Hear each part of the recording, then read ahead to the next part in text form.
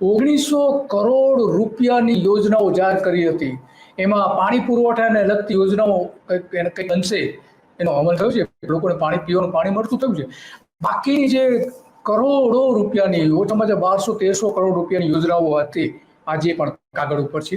અને એટલા માટે એની વાત કરવી છે કે મોદી સાહેબ આવીને જાય છે, વાતો કરે છે, ઘણું બધું કહે છે, યોજનાઓ સારી મૂકે છે, લોકો પ્રભાવિત થઈ જાય છે, પણ ખબર નહીં કેમ એનો અમલ નથી કરતા. સાંભળીએ 26મી જાન્યુઆરીએ મોદી સાહેબે શું કહ્યું હતું. રોરો ફેરી સર્વિસના શિલાન્યાસનું ઉદ્ઘાટન કર્યું.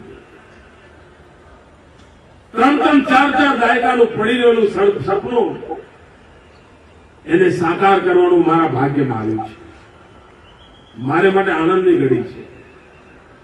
એવો વિકાસનો રૂપ બદલાશે હું બરાબર જોઈ શકું છું, પણ એની વિકાસનું રૂપ બદલાશે રોરો ફેરી સર્વિસ. પરંતુ આજે પરિસ્થિતિ એવી છે કે જે શિપ છે, શિપમાં લોકો બેસે છે ત્યારે એમને પણ બીક લાગે છે અને